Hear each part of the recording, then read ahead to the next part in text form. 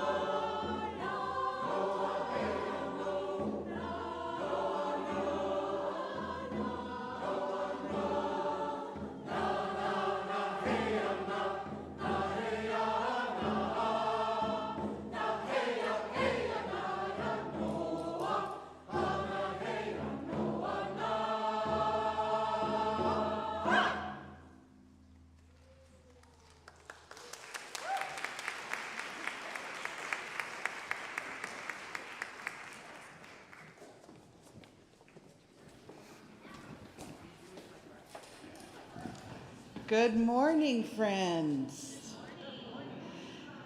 Good morning. As we honor the sacred traditions of people around the world and here in Arlington, let us offer our celebrations for lots and lots of celebrations going on. Let us wish to those who celebrate a happy Easter, a joyful spring, Ramadan Mubarak, blessed, holy, and to our Jewish kin, peace as they prepare for Passover. Welcome to the Unitarian Universalist Church of Arlington. My name is Lila Vizard, and I am a grateful member of your Board of Trustees. Today is Sunday, March 31st, and whether this is your first time joining us or your regular Sunday destination, we are so very glad that you are here with us. UUCA is a church of radical love and acceptance, welcoming to people of all backgrounds, races, genders, sexual orientations, abilities, and disabilities, both seen and unseen.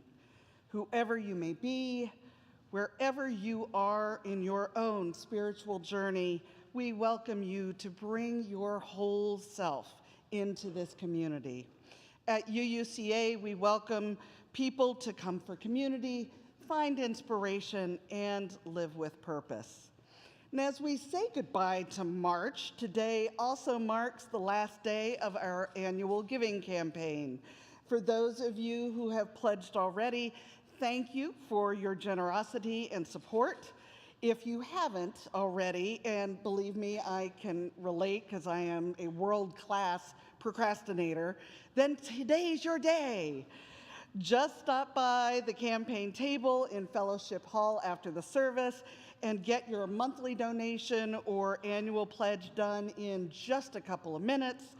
Volunteers will be standing by, ready to help you. And secondly, I want to give some encouragement to anyone considering attending General Assembly this June. The nominating committee is ready to answer your questions and help you if you are interested and willing to be a delegate for UUCA. This is an important year at GA, and we are still looking for delegates. Also, you will be receiving an email this week about an opportunity to engage with the proposed Article 2 of the UUA bylaws, specifically at how we as Unitarian Universalists express and communicate our faith. We are offering a 4-week workshop to study the new language and changes in Article 2, starting on Sunday, April 14th. And this workshop isn't just for potential delegates for General Assembly, but for anyone interested in learning more about how we will be talking about and living our UU faith going forward. So keep an eye out for the registration email, and there will also likely be additional opportunities to engage with the Article 2 language in the coming weeks. Again, welcome, and take a deep breath as we begin our worship this morning. Lila, thank you for that welcome, and choir, thank you for bringing us in with that beautiful music and chanting. As it began, I heard one of our younger folks whisper, Elsa. So indeed, I think that we recognized that tune, that beautiful piece. It is good to be with you this morning. I'm Reverend Amanda Poppy. My pronouns are she and her, and I am privileged to serve this congregation along with my colleague, Reverend Carol Thomas Sissel, also on the chancel in bunny ears this morning. We are so glad to have Easter with you today and to welcome you here, and I want to invite you now to welcome each other. If you are online, say hello. If you are online, say hello in the chat. If you are here in the space, give a hello, or if you feel like it, a hug. Good morning. Hi, Dee. Good morning.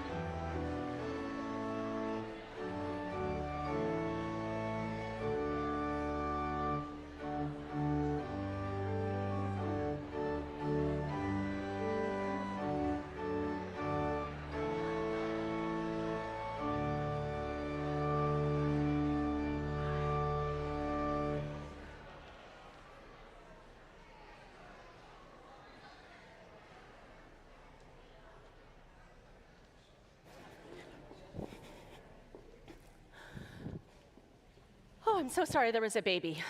There was a baby, wasn't there? There was a baby, so There are that's where several I was. babies this morning. I met a baby named Michael between services. I love babies. Oh, gosh. This is called Easter Blessing, and it was written by John O'Donohue. On this Easter morning, let us look again at the lives we have been so generously given. Let us let fall away the useless baggage that we carry, old pains, old habits, old ways of seeing and feeling, and let us have the courage to begin again. Life is short. We are no sooner here than it is time to depart again. We should use to the full the time we still have. We don't realize all the good we can do. A kind, encouraging word or helping hand can bring many a person through dark valleys in their lives. We weren't put here to make money or to acquire status or reputation.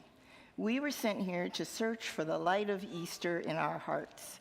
And when we find it, we are meant to give it away generously.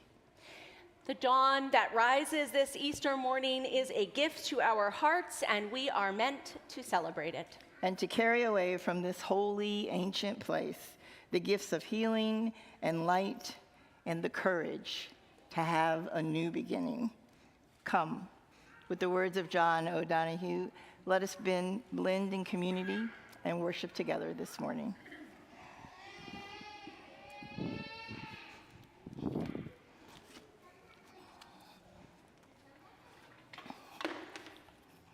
Our Sunday morning tradition includes lighting a candle of compassion.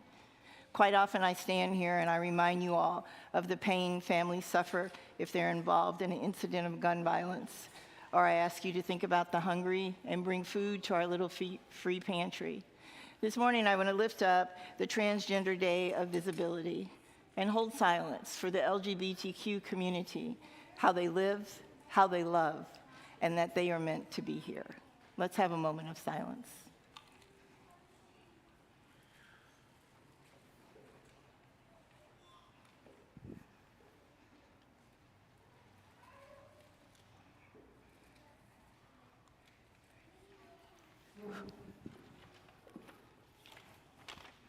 That's a lot of fire.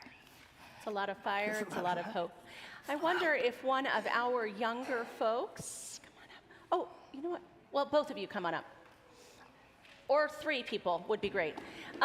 Could help Rev CTC to light the chalice this morning. Good luck with that. Thank you so much. As we all share, actually, Come Abby, over come here. here. You want to read with me? Yes.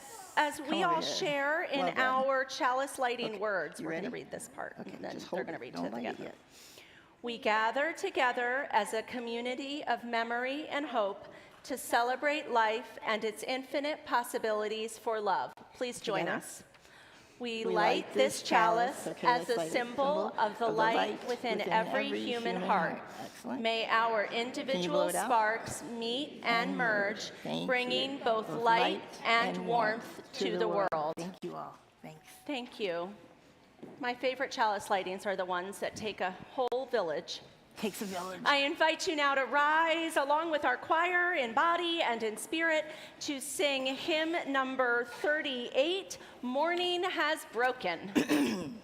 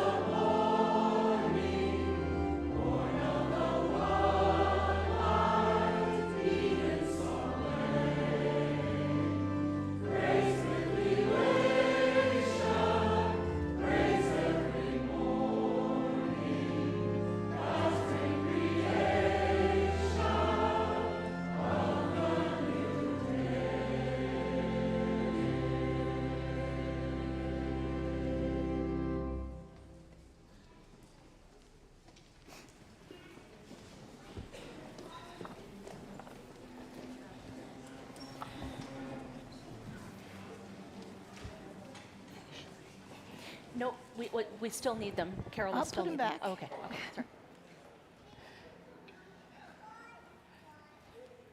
One of the most fun things we get to do on Sunday morning, besides being with all of you, is the wisdom lesson, where we invite the young and the young at heart and anybody who would like to hear the wisdom lesson to come forward.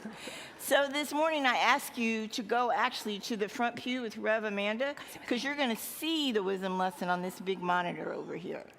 So if you guys could all kind of go around this way to see the monitor, we'll have a wisdom lesson. And what's really exciting about using the screen too is the folks at home get to see what happens on the screen too. What are you doing, T? You just hanging out? That's okay. You can hang out. This story is called The More You Give by Marcy Campbell and Francesca Sana. Once, there was a wide open field and a boy who loved his grandmother, who loved him back, and they were happy. The grandmother gave the boy many gifts, like big hugs and bigger laughter and the very biggest Sunday morning pancakes. But she had more to give, small gifts, like acorns, tiny and shiny, with wild and woolly caps. Most of the gifts she gave to the boy were ones that he couldn't hold in his hands, like all of her wisdom about how things grow. The boy watched and wondered until one day, oh, when will it be bigger than me? He said, and he dreamed of swings and secret spaces. In reply, his grandmother gave him another gift, patience. The boy had a birthday, and the tree reached his knees. The boy had another birthday, and the tree reached his shoulders. The boy's grandmother had a birthday, and he gave her many gifts, like a poem, a picture, a crown, and most of all, his love. And she loved him back, and they were happy. Until one day, oh,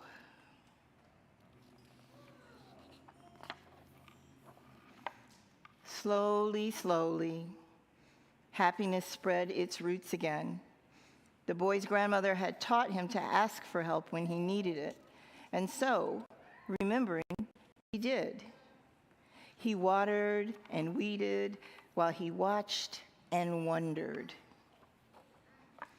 He grew tall with wondering, still dreaming of swings and secret spaces, but not for himself. Once, there was a not-so-wide open field and a girl who loved her father, who loved her back, and they were happy. The father gave the girl many gifts, like piggyback rides and plump strawberries and bedtime stories about his grandmother. He also gave the girl acorns, tiny, shiny things with wild and woolly caps.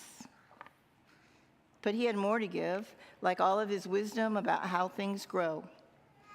When will it be bigger than me? The girl asked. And he explained how love, even when given to the smallest of things, can spread up and out and grow bigger than she could ever imagine. Together, they watered and weeded, and in time they found shade, a home, and strong, thick branches that were perfect for, oh. They watched and waited and wondered. The girl grew and the tree grew, and their love grew and spread up and out, while the girl dreamed of secret spaces, but not for herself. Once there was a field dotted with trees and a boy who loved his mother, who loved him back, and they were happy. The boy's mother gave him pancakes made from her great-grandmother's recipe, topped with strawberries from her father's patch. and hugs and laughter and piggyback rides and bedtime stories about their family and its love of green growing things. The boy's mother gave him acorns, and together they planted and watered and weeded and watched and wondered. For their secret space, which wasn't very secret, the boy and his mother shared their wisdom with anyone and everyone about how things grow, like trees and people and kindness. The boy always had more love to give, and he got love in return.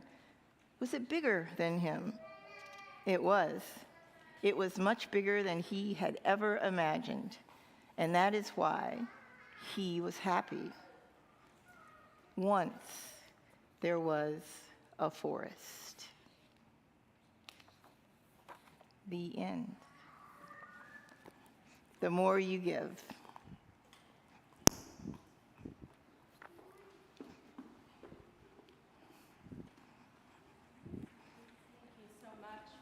TC, thank you so much for that story. Thank you for listening and looking, and thank you to Cameron for making it so we could see all of the pictures and beautiful illustrations.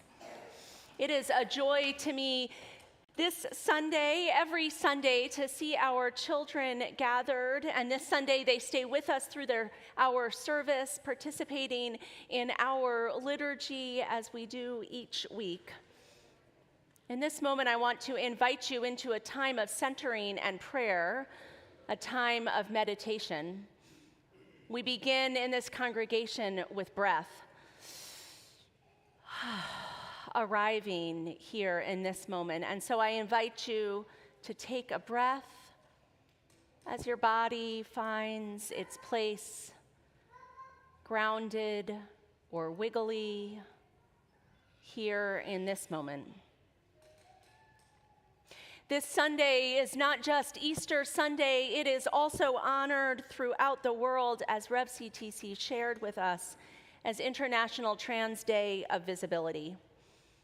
And so in our time of prayer, I want to lift up some words from the Liturgy Collective in Flesh, words that remind us of the preciousness of every child, every person who is trans, that remind us that God themselves is trans, ever changing, never static. Will you join me in prayer this morning? These words. What a blessing, every trans child birthed unto us. Precious glimpses, holy encounters, glorious invitations to recognize the image of God, the gifts of being and becoming so much more than what's placed upon us, the possibilities for living without losing a part of ourselves, the desire to know and be known vulnerably, truthfully, entirely, alive in all of us. Spirit of life and love, God of many names, be alive in all of us, that this day we may see and celebrate transformation, that we may welcome it in, and when we see it, that we may say Alleluia. Amen.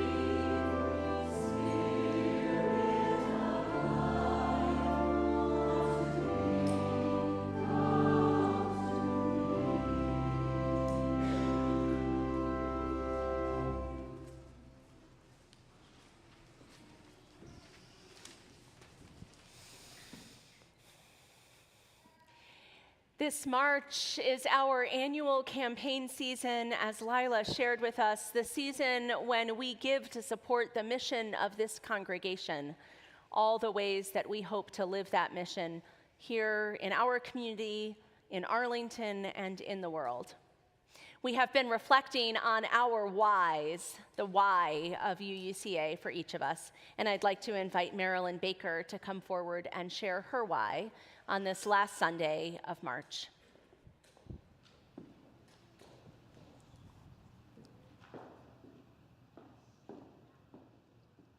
Good morning. So, like many of you, perhaps, I probably slid into UUCA sideways. I was raised a Methodist in Michigan and Ohio, and by college I was straining at the bonds of tradition and only went to church intermittently. I do remember visiting a Unitarian church in Los Angeles when I was in graduate school, but it didn't seem like a real church, and they didn't believe in anything. Fast forward to 2007, when a friend invited me to a labyrinth walk here at UUCA. It was so refreshing to be in a community of people with shared values instead of feeling like an outsider. Far from believing in nothing, I came to see Unitarian faith as believing in a God of everything, a spiritual universe vast enough to encompass all human religions. I joined choir soon after coming to church and realized after decades how much I missed singing. 17 years later, choir is still my deepest connection to the church. I love the pure joy of singing, the deep sense of community, and the chance to connect on Sundays with each of you face to face. I've also been involved for many years with PAG, the Partners for Arlington and Guatemala, founded by my dear friends Chris and John Sutton, which is now called Alianzas. We support indigenous Guatemalans as they fight for human rights and environmental justice through NISQUA, which is the focus of next month's Share the Plate. Some of my most profound experiences have been through this church. Walking between rows of cardboard boxes piled to the ceiling with the unidentified remains of murdered Guatemalans. Repairing the insides of a New Orleans community center devastated by Hurricane Katrina. And thrilling at the resounding echo of the voice of the choir in the cathedrals of England and Wales. UUCA has given me all these gifts. My financial pledge is my thank you and my promise to help make these gifts available in the future to everyone. Please join me. Thank you.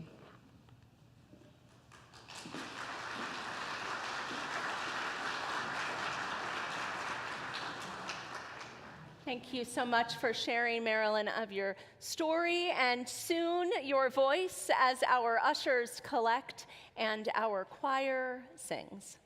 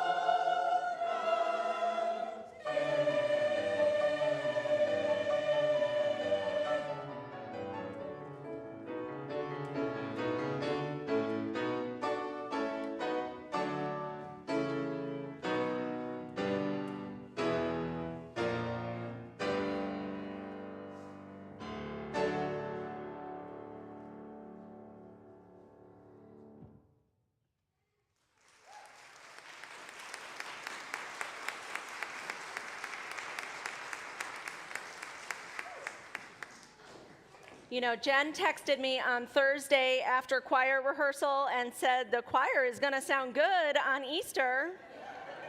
And she was not wrong. As our ushers bring the collection forward, I wonder if I have any readers who would like to help me read the offering blessing. Are you a reader? Come on up. Okay. Come on around. Okay, ready? We're going to say it together. You all can join us as well. We're reading this part right here. We're going to read this. We bless and receive these gifts, opening our hearts to true generosity. Oh, beautiful. And all together. Let us be grateful when we give, be it time, talent, or treasure. Let us be grateful for our needs and the experience of vulnerability. Let us be grateful for those who share their gifts to nurture this congregation.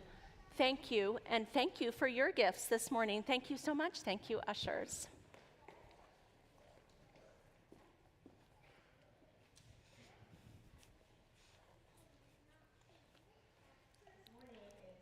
Sermon, you're going to hear 2 homilies, one from myself, one from Rev. Amanda.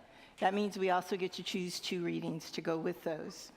This reading is chosen specifically to go with what Rev. Amanda is going to talk to you all about. This is from the Revised Standard Version of the New Testament, the book of Luke, chapter 24, verses 13 through 35. In this section of chapter 24, we hear the story of Jesus appearing to his disciples. That very day, 2 of them were going to a village about 10 miles from Jerusalem and talking with each other about all these things that had happened.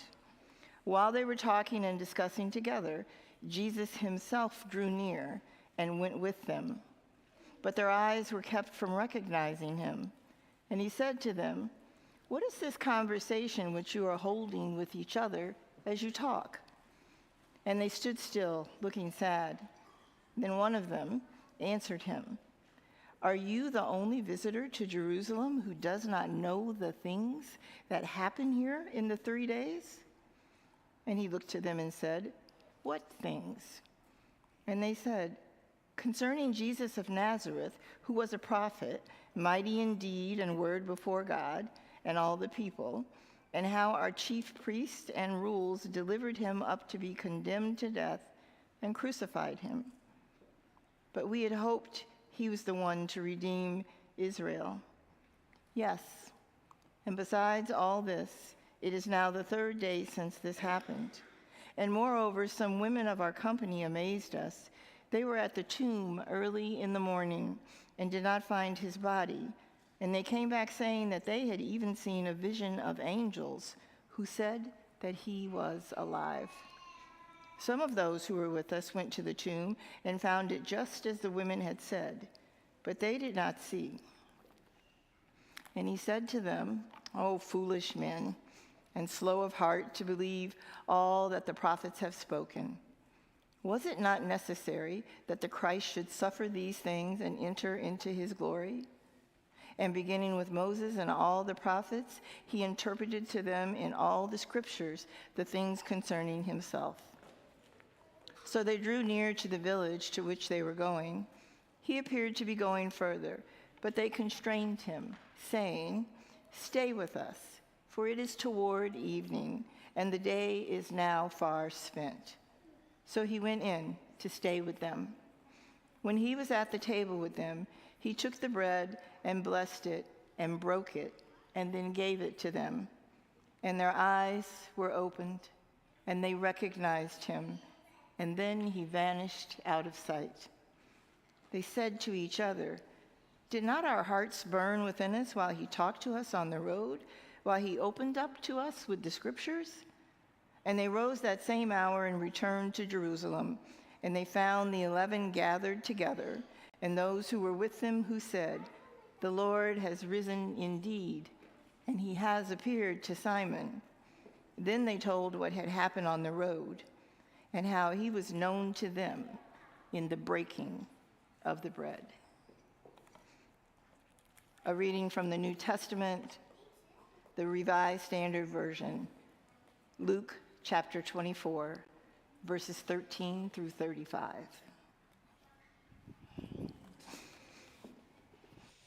As some of you know, I did my seminary studies at a Methodist seminary. So Marilyn and I have Methodist roots in some ways. And I wasn't always sure in that context when to steep myself in the history that is indeed the history of Unitarian Universalism as well, and when to understand myself more as a guest at someone else's party, you know? As a Unitarian Universalist at a Christian seminary, I found myself navigating my way through the Christian story. I will be grateful always to my New Testament professor, though, Dr. Sharon Ringy, a United Church of Christ minister and a specialist in feminist hermeneutics. Hermeneutics is just a fancy way of saying interpretation or understanding. Who invited us in that class to enter into the Jesus story and to find there a political activist who resisted empire.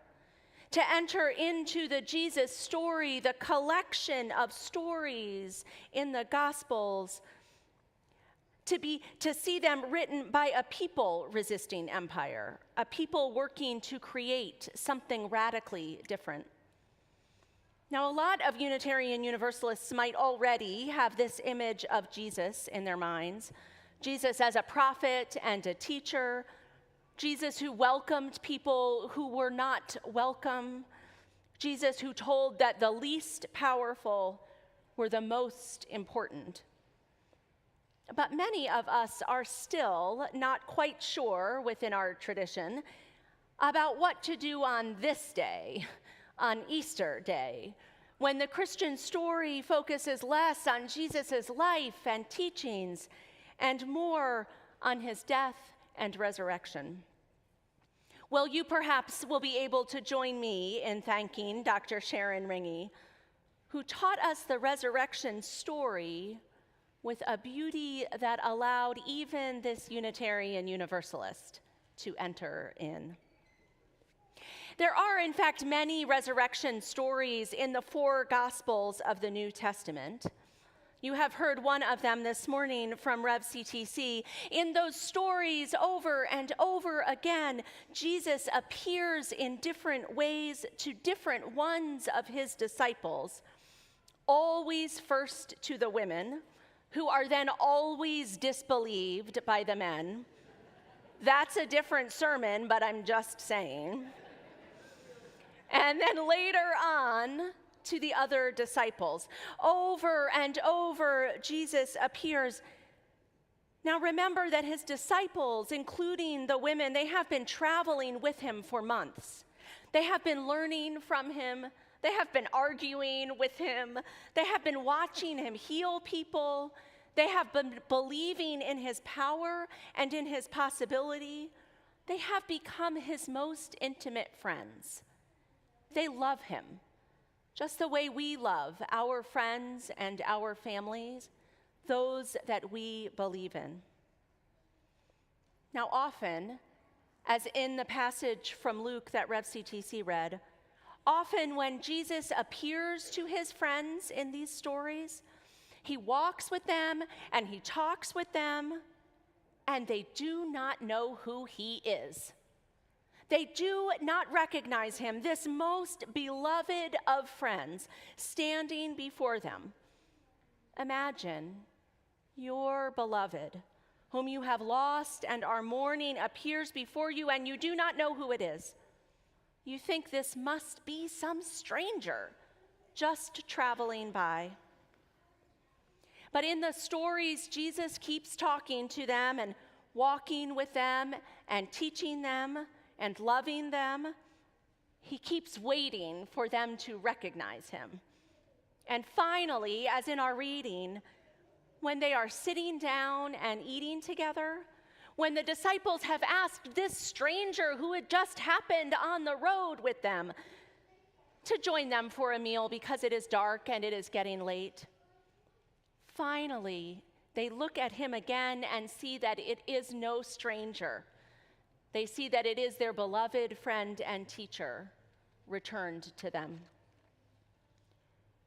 The resurrection stories in the Gospels, they happen not in a flash of lightning or in a sudden knowing or in a big and flashy event, as you might imagine. The resurrection happens when we sit together in community, eating and talking and welcoming the stranger. The resurrection happens when we see our most beloved friend, when we see even the face of God in someone else. The resurrection happens, as in our story this morning, when we tell the stories of our grandmother and plant trees that will shade our grandchildren. Which means, of course, that we are the bringers of that resurrection over and over again, and that it is available to us, this miracle of transformation, this return of hope and possibility, over and over again. So where, I wonder, will you see it today or this year? Where will you believe you are talking to a stranger and come to realize you are talking to a friend? When will you think that all that you wished for is lost to you forever, only to discover that new life is possible in ways you could not have expected? Easter tells us the story of transformation and hope in the least likely of times, the story of life instead of death, the story of love instead of the power of empire, the story of a resurrection that comes not all at once and not in flashy fireworks, but in the small and simple acts of loving each other in community. May we see and may we be the resurrection this Easter.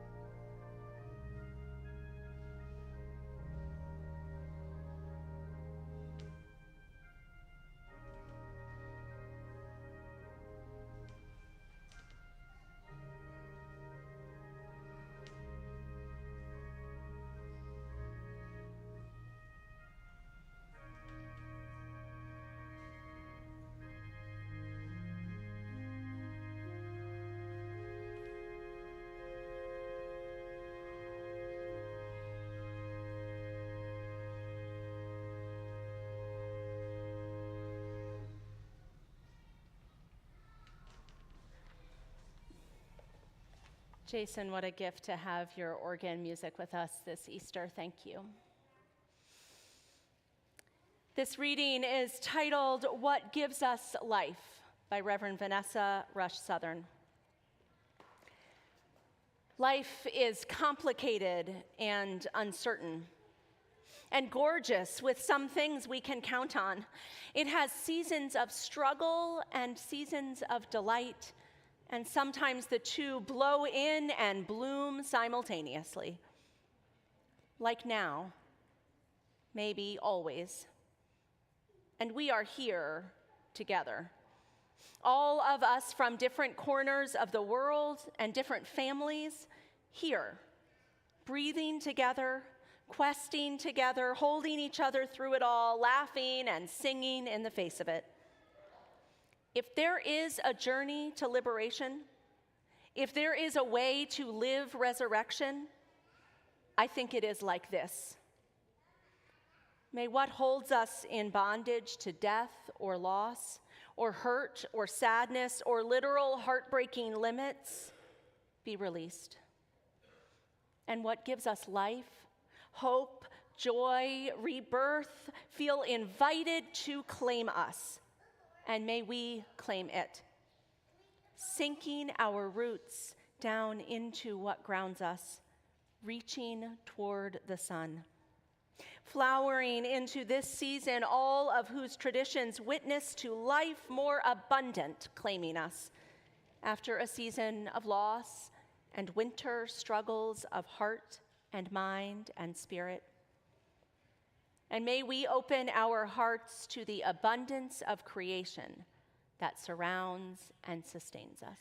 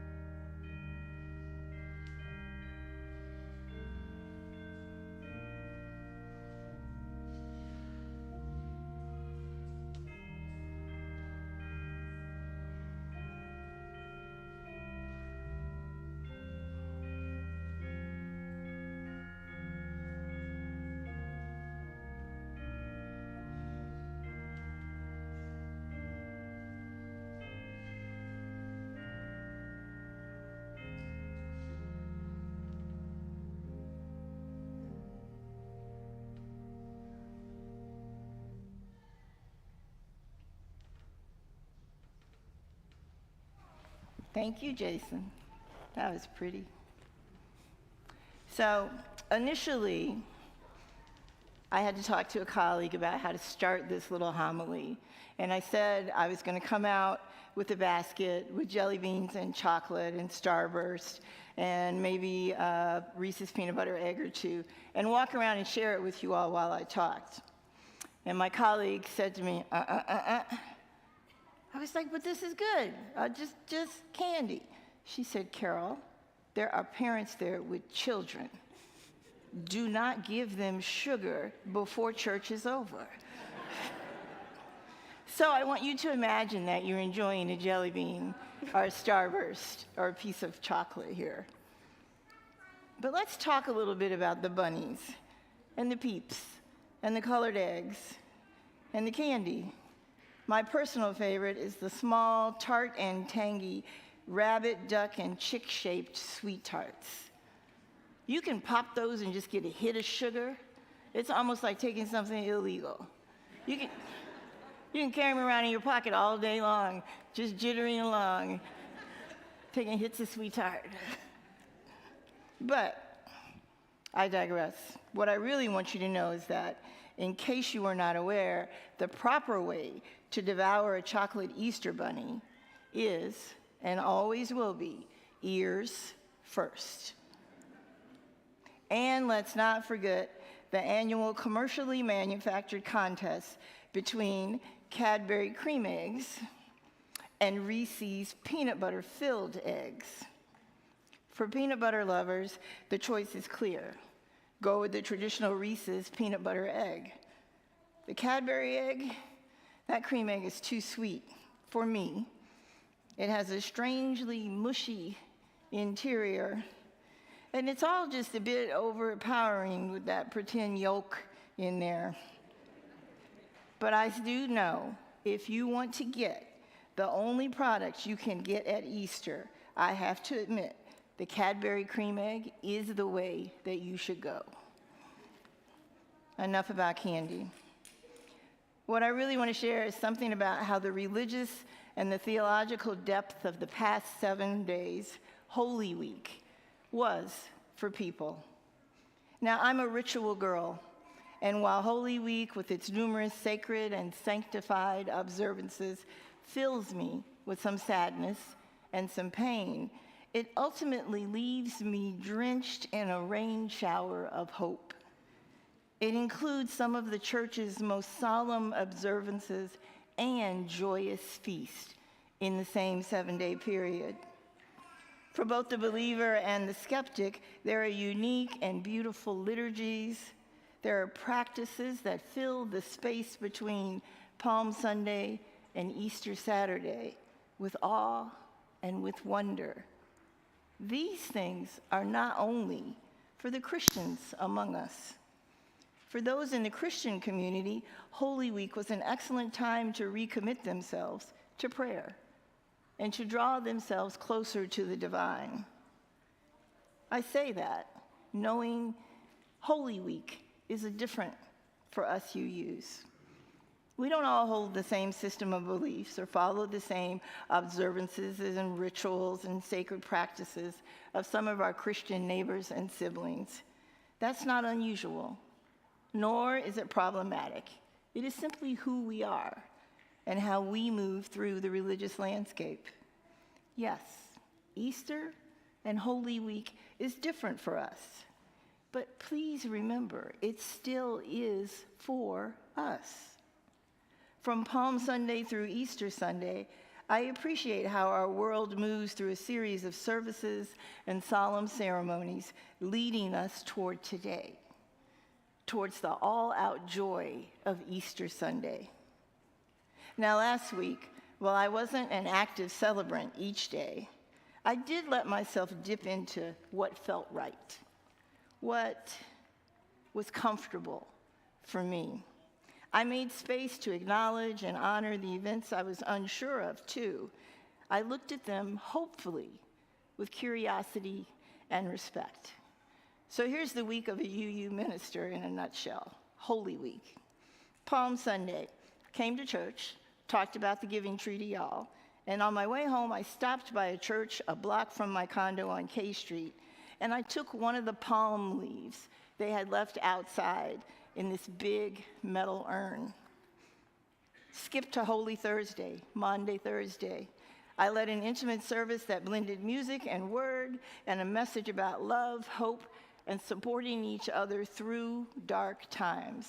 I led that service here. It was small, it was special. On Good Friday, I took my dog Preacher to the dog park. I listened to Tracy Chapman. I discovered Teddy Swims, who, if you don't know who Teddy Swims is, you must find out. Google Teddy Swims, and you will listen to one of the most soulful voices you have ever heard. While I listened to Tracy Chapman and Teddy Swims, I watched my dog play tag with a huge German Shepherd puppy. The puppy was 5 months old. My dog Preacher is 3 years old. They were roughly the same size. And what I saw was a level of exuberance in that puppy that Preacher doesn't have anymore, and I was glad. They were alone in the dog park basically on Friday afternoon. It was fun to watch them. On Holy Saturday, I sermonized. I put some pieces together for today, and then I was drawn to St. Paul's Parish that's near me on K Street. I went about 8 o'clock in the evening, and there I sat in the back and relished a full Easter Vigil service. In that service, we celebrated all that is good and true and beautiful. They offered a gift of newness, of resurrection and fellowship, and issued an invitation to the holy for everyone that was present in that sanctuary. This minister had a very full Holy Week. When I walked home from the vigil service last night, which was actually early this morning, I found the ending to what I'm offering you right now. I looked at a UU World issue from several years ago, and I came across a piece by Scotty McClellan. These are Scotty's words. There are a few Unitarian Universalists who believe there was a physical resuscitation of Jesus' corpse. They know there is no photographical evidence. There are a few that believe Jesus knowingly sacrificed his life to atone for the sins of humanity, or that only by his sacrifice and our belief in him will each of us individually be saved. Scotty goes on to acknowledge that the resurrection story simply doesn't speak to many UUs. Unitarian Universalists, though, primarily speak, if we use the term at all, of resurrection within our own lives, as part of our physical being. This kind of resurrection, of course, though, includes the apostles' experience of being there after Christ's death, of turning their lives around so they could be reborn, to teach, to preach, and to challenge the status quo of their day. That's the Easter story I can hold on to. A resurrection story that ends with the apostles being reborn, teaching, preaching, spreading the good news, and fighting for justice by challenging the status quo of the day. That story sends a message of transformation and renewal that I hope all of us can share in. There isn't a right or a wrong way to celebrate or not celebrate the Easter holiday. There's no reason to do what Rev CTC did and go to all the things and do all the things and just sit and let it wash over you if that's not what you choose to do. Let us each create our own magic on this holiday. Spend time with your family and friends. Eat Peeps and peanut butter eggs. Do not eat Cadbury eggs. Proclaim your new beginnings and witness the budding of new life in your yard, in the soil, right outside of our church as you go to the end of the ramp. These are the places where the true spirit of resurrection and renewal live. And that desire for regeneration, that wanting to change, to be reborn, is reason in itself for us to continue celebrating Easter every single year and to pull a little bit of Easter into our lives all year long. Resurrection and renewal belong to you too. In that spirit, I invite you to join and rise in body or in spirit as we sing hymn number 61, Lo, the Earth Awakes Again, and bring our own Alleluia.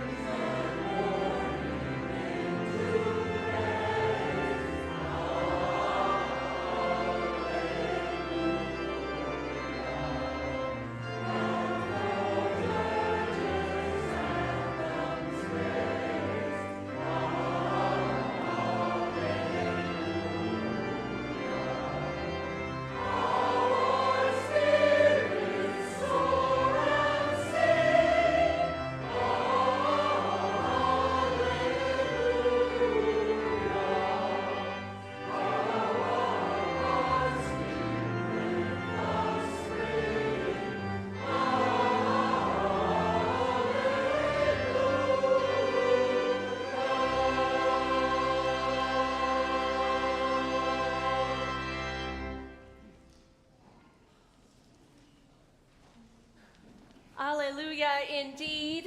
As our choir finds their seats, I want to invite anyone who has not been up on the chancel already who would like to help us blow out the candles and the chalice. Thank you, Jaja. Would you like to come up too? I could use 2 people. That's perfect.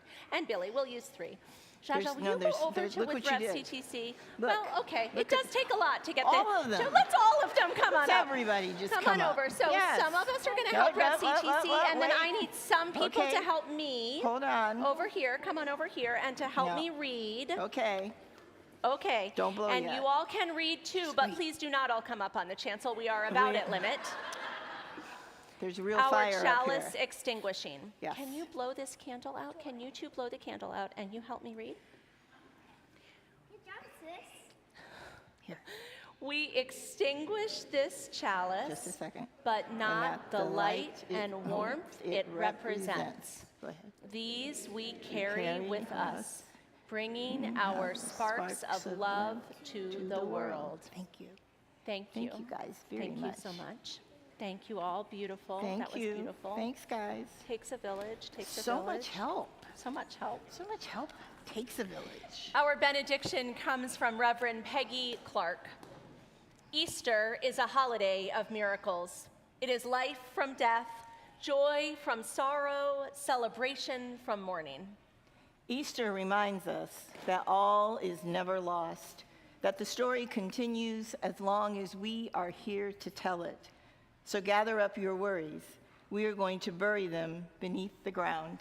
And watch them transform into flowers of hope, pushing through the earth, reminding us on Easter morning that love brings us back to life. Calls us from sadness, from grief, from anxiety, into a world renewed and alive and filled with joy once again. Happy Easter. Happy Easter.